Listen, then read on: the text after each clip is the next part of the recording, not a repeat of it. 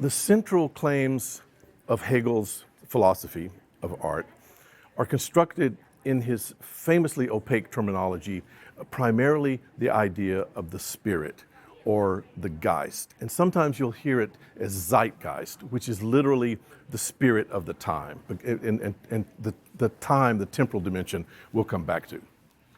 There are a couple of ways we can understand this. The first way, which I would call the traditionalist or the conservative way, is to see the Geist or the spirit as a kind of all-encompassing substance that determines reality. Now that substance, that substantial view, that traditional view of the Geist as being like a thing, would almost understand the Geist as person-like. You could even say it comes very close to the idea of a God, especially in Western literature. Now, that's fine, except the idea of spirit as God is just not helpful for us as historians, mainly because if God is controlling everything, there's just not much that we can do about it. Now, a different way of understanding Hegel's spirit is better for us, but it's also a little more difficult to summarize. The idea is still that everything real is, with hindsight, determined by organizing principles of a whole, of a totality. Think of it, it could be modeled as a structure.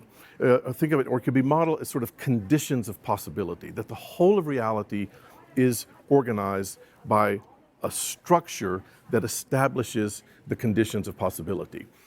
But this structure can only be known in hindsight. I mean, we can use it to make speculations and to make predictions about the future, but we can't systematically conceive of this structure until everything has already happened. So all of the connectivities, all of the butterfly effects, all of the chaos theories, all of the ways we might model the way everything in the world is connected, theoretically it would be possible to give that a structure, an organizing structure, but only after everything is already past. Now, this idea, the idea of spirit as this organizing structure, which is constantly being produced. It's a structure that is never settled. It's a structure. The spirit on this model would be more of a process than a thing. It's not a substance. It's a process. And then that spirit, that organizing structure, learns about itself in stages, and it learns about itself through art.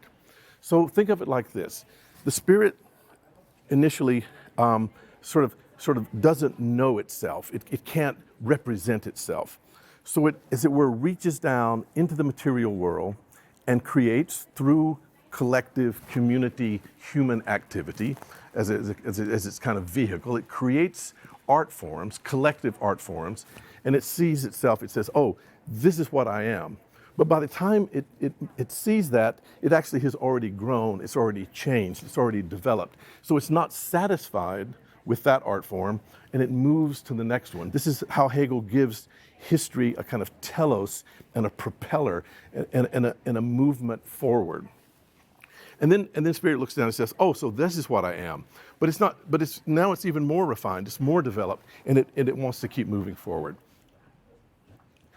Now, this understanding of history as a sort of determinate object, and spirit as the subjective structure that, as it were, interprets and learns from that object, sends Hegel in two directions.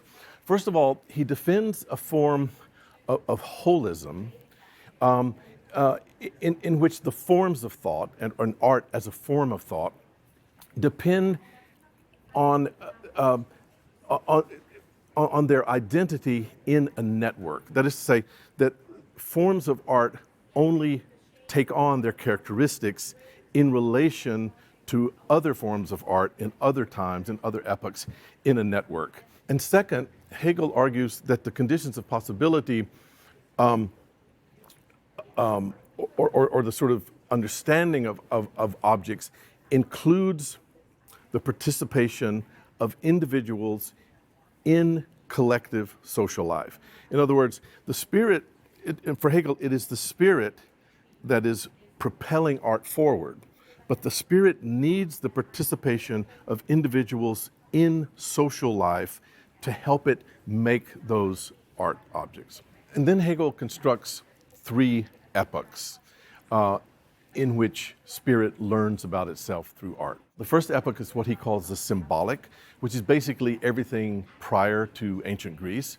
The second epoch is the classical, which is centered in Greece in the 5th century before Common Era. And the third is the romantic. Now, what Hegel means by the romantic is basically art after the Roman Empire, or art in the countries of the Romance languages. So what he calls romantic is actually what we would call late medieval and Renaissance, as well as 18th century art. So the romantic is a very big period after the Roman Empire that comes up to Hegel's own time. So the romantic art is also the art of Hegel's own time. As art moves through these epochs, initially art is very, very close to nature. Initially art deals very much with the earth.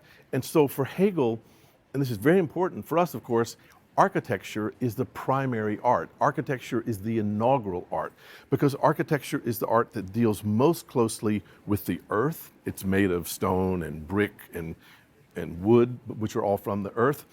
But also architecture is a very bodily art for Hegel.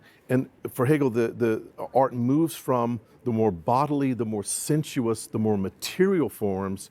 As it moves through time, it becomes less material, it dematerializes itself, and it becomes higher and higher in the conceptual, spiritual realm and starts to move away from the body.